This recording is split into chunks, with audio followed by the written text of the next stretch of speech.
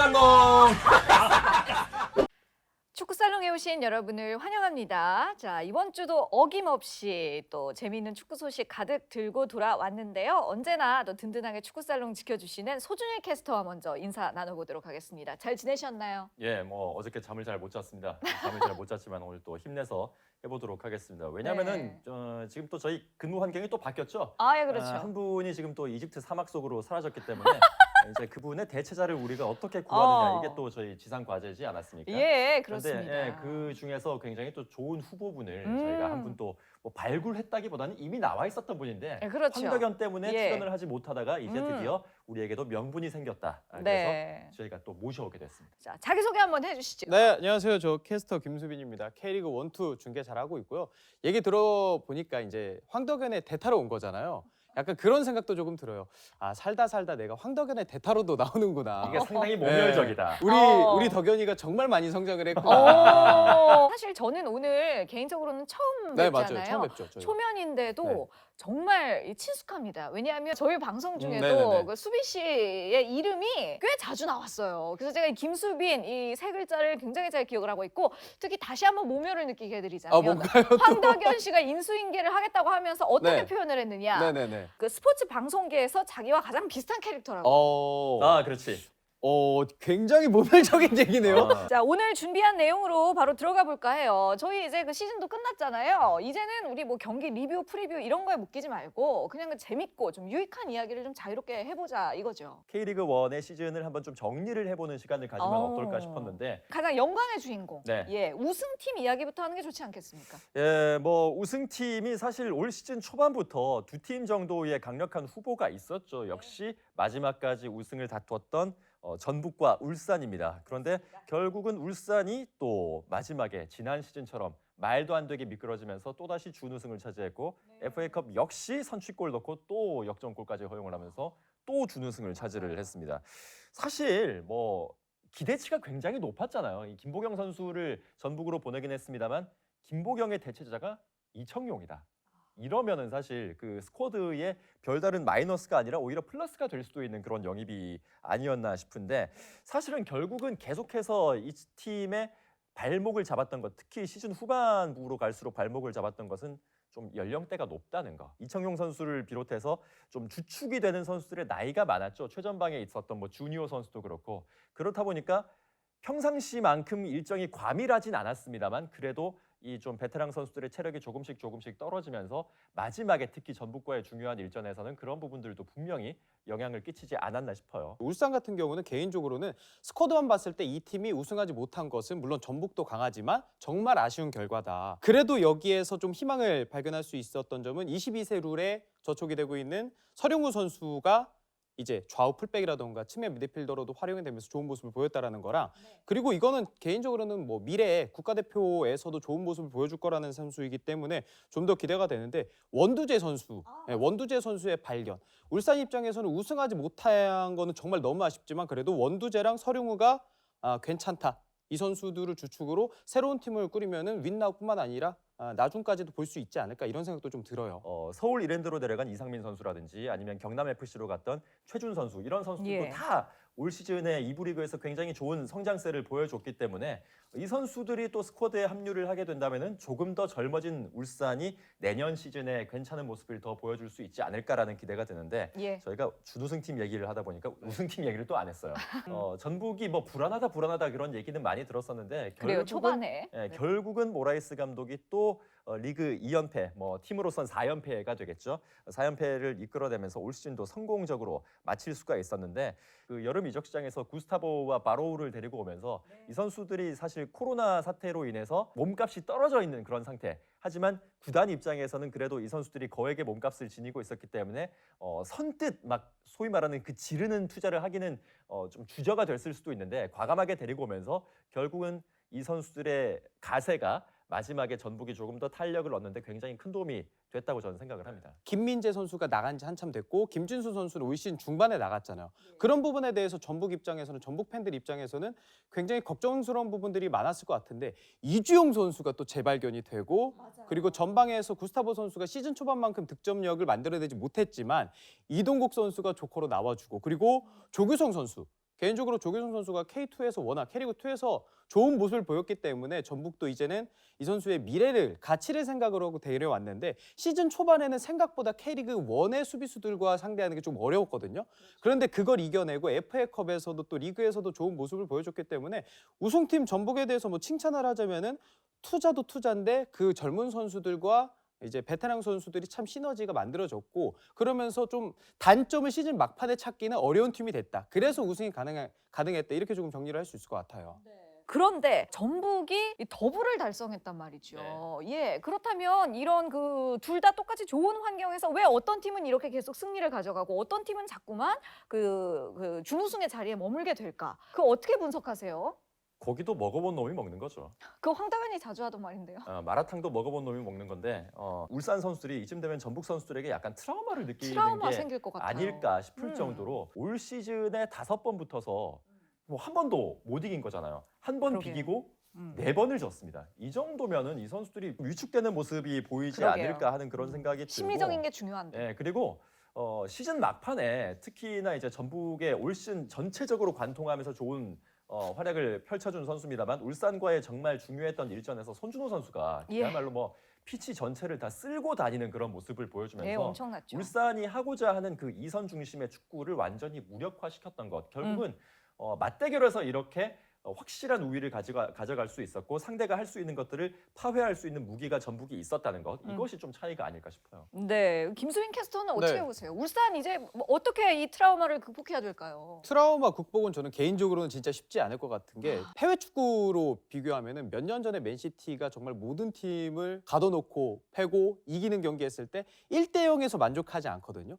전북이 저는 그런 위닝 멘탈리티가 있다라고 생각을 하는 게 1대 0으로 이기든 2대 1로 이기든 어떻게든 이겨야 되는 팀. 전북 현대는 그런 것들이 선수단 전체적으로 깔려 있는 반면에 울산은 우승권에 도전하는 팀인데 본인들의 단점을 너무 두려워요. 그러니까 장점만으로도 충분히 상대팀을 제압할 수 있고 이길 수 있고 승점 3점을 따낼 수 있는데 네. 이기고 있다가 혹시 우리의 단점이 조금 부각되지 않을까? 그러면서 몇 경기 미끄러진 것들이 있거든요. 그렇기 때문에 그런 차이가 울산이랑 전북의 큰 차이인 것 같고 네. 그래서 전북은 우승이 가능했던 것 같고 반면에 울산은 그런 것들을 몇 개 극복하지 못하다 보니까 준우승에 만족해야 되는 그렇게 됐던 것 같습니다. 한 가지 개인적으로 아쉬운 점은 모라이스 감독이 앞으로도 또 이 K리그 역사 새로운 어떤 역사와 기록을 좀 더 써내려갔으면 좋겠는데 이미 뭐 재계약은 뭐 거절을 했다고 하고 그래서 이 김상식 수석 코치가 이 자리를 이어받을 가능성이 높다고요? 네, 근데 김상식 코치가 전북과 정말 오래 있었어요. 선수 생활 말년에도 있었고 또 김상식 코치가 국가대표 경험도 있었고 K리그를 오랜 팔로우를 한 팬으로서도 정말 대단한 선수이자 코치라고 생각을 하거든요. 그렇기 때문에 전북 팬들도 어느 정도 좀 납득할 수 있는, 수긍할 수 있는 그런 선임이 될 수 있지 않을까라는 생각을 합니다. 최강희 감독 있었을 때부터 사실 최강희의 다음 그러니까 포스트 최강희는 언젠가는 김상식이 되지 않을까라는 예측이 많았으니까요. 자연스러운 흐름이라고 저는 생각합니다. 자, 이제 그 바로 아래에 위치한 상위 4팀에 대해서 이야기를 해보겠습니다. 저는 이 부분에서는 또 포항을 빼놓을 수가 없을 것 같아요. 김기동 감독 정말 대단한 한 시즌이었죠. 예, 뭐 감독상도 받았죠. 김기동 감독이 감독상도 받았을 정도로 올 시즌에 대단한 지도력을 보여줬습니다. 역시 팬들이 올해 가장 좀 강력하게 인상을 받은 부분은 시즌 마지막에 파이널 라운드 때 K리그의 킹메이커 김기동 감독의 허락을 받지 않으면은 K리그 우승은 불가능한 파이널 라운드에서 그 보여줬던 그 마지막 위력은 다음 시즌도 좀 기대를 하게끔 만들어주는 그런 부분이 아닌가 싶은데요. 역시 전북이라든지 울산 같은 팀들이랑 다음 시즌에도 좀 동등한 위치에서 경쟁을 하기 위해서는 스쿼드를 조금 더 두텁게 만들긴 해야겠죠. 그 가지고 있는 자원을 가지고 굉장히 훌륭한 성적을 내준 것 또한 그 올 시즌에 굉장히 좋은 또 성적이라 할 수 있겠는데요. 특히나 그 외인 선수들의 활약이 놀라웠습니다. 그 1588이라고 네. 불리지 않았습니까? 일류첸코 선수가 주니어 선수가 워낙 득점력이 대단하다 보니까 일류첸코 선수는 크게 언론에서 뭔가 이제 보도가 되는 느낌은 덜하다 보니까 이 선수가 어느 정도의 활약을 했냐라는 질문에 어느 정도지라는 생각을 했을 때 이 선수가 리그 2위 득점 딱 이 한마디로 충분히 만회가 될 것 같습니다. 사실 매번 포항이 최근 들어서 좀 문제점으로 지적받는 부분은 늘 스쿼드. 그러다 보니까 경기력이 괜찮고 그렇지 못한 경기력, 들쭉날쭉 경기력을 늘 선보였는데 올 시즌 김기동 감독의 포항에 놀라운 것은 3위의 성적도 놀랍습니다만은 정말 몇 안 되는 스쿼드로도 본인들의 축구를 거의 매 라운드 때마다 보여줬거든요. 동해안 더비 시작할 때 4대 0으로 졌는데 마지막에는 4대 0으로 뒤집어서 이겼잖아요. 그런 힘을 김기동 감독이 보여주기도 했고 일류첸코 선수의 맹활약, 팔로세비치 선수 맹활약도 있었는데 또 팔라시오스 선수도 있고 문제는 내년에도 이 선수들이 다 함께 갈지 이 팀이 올 시즌 정말 대단했는데 과연 내년에도 괜찮을까? 이런 고민은 좀 드는 것 같아요. 포항이 이 가지고 있는 전반적인 그 스쿼드에 비해서 그래도 굉장히 알짜배기 훌륭한 선수들이 많아요. 또 도움왕도 배출했잖아요. 뭐 강상우 선수가 뭐 그 도움에 상당히 많은 부분은 상주에서 기록을 한 것이긴 합니다만 포항에 와서도 역시 어시스트를 많이 적립을 하면서 후반기 레이스 때 힘을 보태줬었고 뭐 송민규 선수 영플레이어상 받았죠. 그리고 고영준 선수도 시즌 막바지에 또 골을 집어넣으면서 2000년대생으로서의 그런 기대감 또 가지게 그렇게 만들었었고 젊은 선수들뿐만이 아니라 영입한 선수들도 다 좋았죠. 전북에서 이제 이수빈 선수하고 마딤대로 데려왔던 최영준 선수도 캡틴으로서의 역할을 100% 수행을 해줬고 전반적으로 올 시즌 포항의 영입이라든지 뭐 이런 것들 자체가 좀 올 시즌 플랜 자체가 굉장히 잘 돌아갔다. 뭐 이렇게 평가를 해야 될 것 같아요. 그 포항뿐만 아니라 또 조금은 그 의외였다고 할까요? 올 시즌에 생각보다 굉장히 또 무서운 저력을 보여줬던 팀이 이제는 K리그 2로 내려가게 될 바로 상주. 이제는 역사 속으로 사라지게 된 상주 상무 바로 이 팀이 되겠는데 상주의 올 시즌 돌풍은 스쿼드 보신 분들, 입대 선수들 보시면서 많은 분들이 좀 어느 정도는 예측하셨을 것 같긴 해요.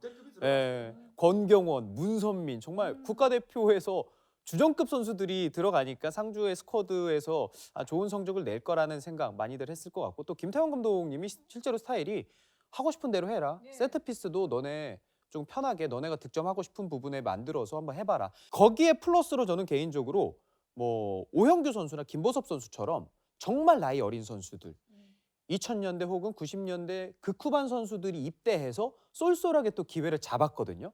그렇기 때문에 상주도 베테랑 선수들이랑 신입 선수들, 뭐 베테랑이라는 말이 좀 상주라는 팀에는 좀 어울리지 않지만 이제 K리그에서 경험이 많은 선수들과 그렇지 못한 선수들의 조화가 너무 잘 이루어졌고 그 중심에 김태형 감독이 있었다 보니까 행복 축구하면서 좋은 성적을 내면서 역사의 또 마지막 한 페이지를 장식한 거 아닌가 생각이 들어요. 그리고 이제는 좀 대구에 대한 이야기로 넘어가 볼게요. 이 대구하면 세징야의 굉장한 또 활약을 보여줬습니다. 올해도 네. 역시. 프리뷰할 때 그런 얘기합니다. 내년에도 세징야가 이제 몇 살인데 세징야 하나만 믿고 하기는 너무 어렵다. 그런데 올 시즌은 다른 때보다 다른 용병 선수들의 지원도 없었음에도 불구하고 세징야는 역시나였다. 그리고 개인적으로 이 팀에서 올 시즌 좋았던 포인트는 정승원 선수, 맞아요. 중앙 미드필더뿐만 아니라 잘생긴 외모랑은 다르게 정말 하드워커, 맞아요. 많이 뛰고 에너지를 불어넣어주는 이런 선수가 오른쪽 측면에서 패스도 뿌려주다 보니까 그래서 세징야 선수라던가 다른 선수들과의 좀 시너지가 났던 것 같은데 여기도 뭐 늘 얘기하지만 스쿼드가 젊은 선수들이 많은 건 정말 강점인데 스쿼드가 조금 얇다 보니까 그런 부분에 대해서 역시 뭐 내년 시즌에 더 좋은 성적을 내기 위해서는 개선 부분인 것 같고요. 자, 이제 광주로 넘어가 보겠는데요. 이 광주도 정말 그 사람들의 일반적인 예상을 깨고 정말 놀라운 그 성적을 거뒀습니다. 네, 개인적으로는 K리그 2에서 검증받은 공격진들이기 때문에 그런 부분에 대해서 궁금해하시는 분들이 많았을 것 같아요. 뭐 조나탄이랑 아드리아노 보면서 K리그 2에서 말컨까지 K리그 2에서 먹혔던 선수는 흔히 말해서 먹혔던 선수는 K리그 1에서도 괜찮을까? 근데 펠리페, 윌리안, 엄원상은 다 먹혔다. 그런 생각이 들어요. 그러면서 결국 상위 스플릿에서는 아쉽게도 한 번도 이기지 못했지만 그래도 광주는 최고의 목표가 잔류였는데 일정 부분 목표는 초과 달성했다. 120%죠. 네, 그렇죠. 네. 네. 리그 다 끝나고 나서 겨울의 목표는 박진섭을 지켜라 딱 하나인 것 같습니다. 감독을 지켜라. 네. 예, 그리고 주요 선수들을 지켜라. 네, 앞으로의 규칙을 또 지켜봐야겠습니다. 예, 이제 파이널 B에 속했던 팀들로 이동해 보도록 할게요. 파이널 B의 상위권에 위치했던 세 팀, 강원, 서울, 수원이 되겠는데 특히나 그 시옷, 이응 두 팀, 서울과 수원이 참 올 시즌에 부침이 많았습니다.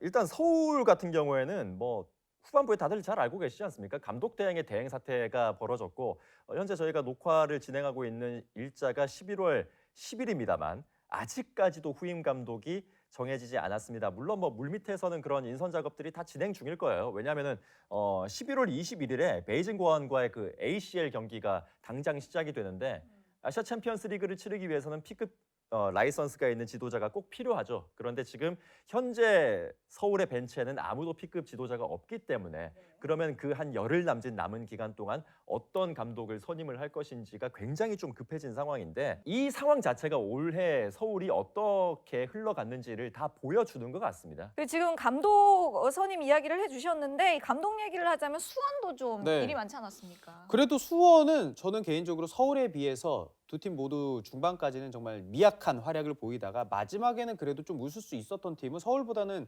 수원이라고 생각이 네. 들어요. 예, 박건하 감독은 정말 왕의 귀환이라는 말이 어울릴 정도로 수원 삼성과 정말 연이 깊은 선수이기도 했었고 네. 그리고 이 팀은 우리가 예전에 알던 정말 스타 선수들을 데려온 팀이 이제는 아니잖아요. 이젠 더 이상. 그러면서 이제 결국 이제 유스 선수들의 활약이 정말 중요한 시점이었는데 그런 면에서 박상혁 선수가 정말 맹활약을 해줬고 그리고 한석희 선수처럼 어린 선수들이 맹활약을 하고 있고 오영규 선수는 상주에서 수원에서 못 얻었던 기회를 또 얻기도 하고 있고 네. 그리고 거기에 플러스 알파로 이제는 과연 수원에 어떤 괜찮은 선수가 영입이 될까라고 했을 때 방점을 찍었던 거는 한석종 선수. 아, 예, 한석종 홀영입이었죠. 선수가 오면서 이 팀이 정말 미드필더 자원에서도 좋은 모습이 나오기도 했고 빈자리를 딱 메워줬는데 팬들은 그런 부분에서는 또 기대하면서 원클럽에서 또 좋은 모습 보이는 선수도 많아지면 더 올라갈 수 있지 않을까 이런 생각도 하실 것 같아요. 저는 개인적으로 가장 좀 눈에 띄는 거는 그건 것 같아요. 이제 더 이상 염기훈만의 팀이 아니다. 염기훈 선수가 후반전 조커로 들어와서 좋은 활약을 계속해서 보여줬습니다만 염기훈이 없을 때도 수원이 꽤 괜찮은 경기력을 시즌 막바지에는 보여주었다라는 것. 예. 그래서 염기훈 위주의 그 경기 운영 방식을 어느 정도 탈피를 할 수 있지 않았나 그런 점이 가장 좀 구조적으로는 고무적인 부분이 아닌가 싶어요. 그리고 또 파이널 라운드 막판까지 가장 아래에 위치한 세 팀이 정말 치열한 강등 전쟁을 벌였습니다. 바로 성남과 인천, 부산이 되겠는데요. 저희 축구 살롱에서는 세 사람이 모두 다 네. 공교롭게도 그 성남의 강등을 좀 조심스럽게 진짜요? 예. 예측을 했었는데 어떻게 생각했어요? 인천 팬들은 정말 싫어하시겠지만 인천이 조금 아. 이번에는 정말 어렵겠구나라는 생각을 했어요. 최종전 서울전을 네. 이기지 못할 것이다. 네네. 그런데 제가 26라운드 경기 인천 경기를 갔었거든요. 부산과의 갔었죠. 경기. 중계하러. 네, 그 경기 하면서 마음이 바뀌었습니다. 내가 인천의 DNA를 정말 모르고 있었구나. 그에 비해서 이제 부산은 아주 야심차게 K리그 1에 올라온 지 한 시즌 만에 다시 K리그 2로 내려가게 됐어요. 이기영 감독 대행에 들어와서 팀을 좀 빠르게 수습을 하나 했습니다만 힘이 좀 부족했죠. 문제는 그건 것 같아요. 아무리 기업 구단이라고 할지라도 지원이 다른 시민 구단들보다는 좋다고 할지라도 어쨌거나 이 팀은 내년 시즌에 다시 2부로 내려가야 됩니다. 그렇다면은 1부 리그에서도 충분히 러브콜을 받을 만한 이동준 선수를 비롯해서 이정엽 선수도 있고 김문환 선수도 있고 이런 핵심 자원들을 얼마나 많이 지킬 수 있을 것인가. 내년에 다시 김천 상무가 내려갑니다. 그러면 김천 상무가 한 장을 거의 확정적으로 가져갈 수 있다. 그럴 가능성이 굉장히 높다라고 했을 때 나머지 한 장을 과연 부산이 다시 거머쥘 수 있을 것인가 이 네. 문제거든요. 결국은. 예. 그래서 부산은 사실 올 시즌도 올 시즌인데 내년 시즌이 더 걱정이 되는 그런 느낌이 있습니다. 올해의 K리그 1이 이제 드디어 막을 내리게 되었고요. 올해 가장 빛나는 활약을 했던, 가장 빛나는 플레이어, 가장 활약을 했던 감독은 누구인가를 가리는 하나원큐 K리그 대상 시상식이 얼마 전에 열렸습니다. 또 수상자들은 어떤 선수들이 있었는지 우리 간단히 훑어보면 좋을 것 같아요. 감독상에 김기동 감독이 받았고 MVP 손준호 선수 그리고 영플레이어 송민규 선수가 받았고 베스트 11의 순서대로 보면은 조현우 골키퍼, 수비에는 강상우, 권경원, 홍정호, 김태환 그리고 네. 미드필더에 세징야, 손준호, 한교원, 팔로세비치 그리고 최전방 공격수에 일류찬쿠와 주니오 선수가 이렇게 11명이 뽑혔는데 네. 사실 이 명단 나왔을 때 축구 팬 여러분도 그렇고 저희도 그렇겠습니다만 마음속으로는 다들 투표를 했잖아요. 그러면 맞아요. 우리가 뽑은 사람들과 실제 수상자들 간에 어떻게 차이가 있는지 이 사람들은 상을 못 받았는데 한번 네. 얘기는 해주고 싶다. 이런 사람들이 다 있을 것 같아요. 네, 김수민 캐스터는 이 선수는 상 받았으면 좋았을 텐데 누구 있나요? 저는 한 명이 아쉬운 게 누구요? 개인적으로 정승현 선수. 아하. 네.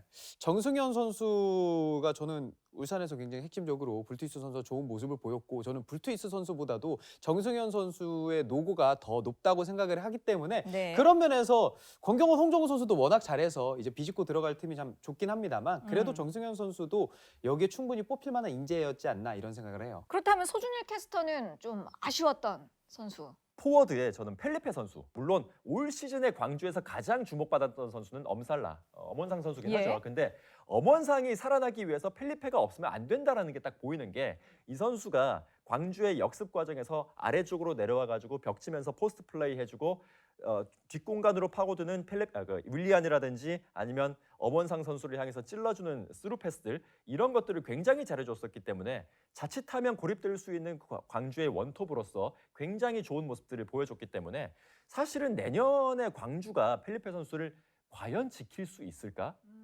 시즌 중반부터 이 선수 뭐 다른 팀 간다, 어떤 팀이 눈독 들이고 있다, 뭐 특정 팀들의 이름이 나오기도 했었거든요.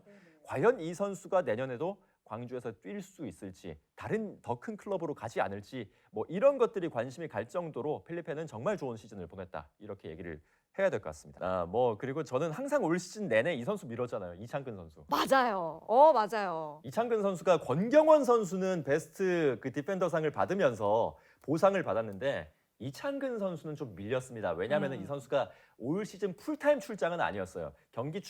시즌이 시작할 때부터 이 선수가 주전은 아니었었기 때문에 네네네. 좀 장갑을 바꿔 끼는 그런 기간들도 있었는데 그래도 이 선수가 나왔을 때 상주가 5경기 연속 무실점인가요? 뭐 이 기록을 세우기도 했었고 결국은 이창근 선수가 내년에도 굉장히 좀 기대가 되는 그런 수문장 중에 한 명이 아닐까라는 생각을 듭니다. 2020년 그 K리그 1 한 시즌을 함께 좀 돌아봤는데요. 김수빈 캐스터는 네. 저희 축구살롱 처음 오셨는데 네네. 네, 소감 한 말씀 네. 부탁드릴게요. 저는 개인적으로 첫 출연이라서 짧은 게 너무 좋은데요. 네네. 약간 오늘 뭔가 분위기도 어떠셨는지. 보고 약간 그래야 되니까. 오늘 간 보러 네네네네. 오셨군요. 뭐 그 표현이 뭐 빌린다면은 그 표현이 맞을 것 같은데. 자, 오늘 우리 인사할 때 또 그 황덕현의 유령 같이 하는 건가요? 띄워주십니까? 황덕현의 유령 넣어주실 건가요? 예, 예, 넣어준대요. 그러신다고 합니다. 넣어준대요. 자, 그럼 여기 황덕현 네네네. 씨 같이 있다고 생각하시고 여기에. 네, 네. 두 분 그 여기까지는 모래 묻어주세요. 여기에. 아니 미라로 이렇게 아, 빙글을 네. 감아주세요. 네, 맞아요. 아니면 뒤에 뭐 그 피라미드 하나 세워주셔도 되고요. 자, 여기 계신 겁니다. 네, 네. 자, 저희는 다음 주에 또 더 재밌고 알찬 축구 소식 가지고 돌아오겠습니다. 이번 주도 K리그, 다음 주도 축구 축구 살롱 살롱. 안 하셨어요. 다시 이번 하고 주도 있었어요. K리그, 다음 주도 축구 축구 살롱. 살롱. 네, 순대 드실 때 간 좋아하세요? 네네네네. 아저 허파랑 간다. 다 이런 거 좋아. 받아주는구나. 나 안 받아주고. 아, 너무 좋습니다. 저는 이렇게 받아주는 네네네네. 사람 한 명 있어요. 황덕현 씨가 잘 받아주세요. 아 그런가요? 네. 네. 덕현이가 또 제 개그 원래 잘 받아주거든요. 네. 왜 둘이 친하신지 알 것 같네요. 네 아무튼 뭐 덕현이랑 개그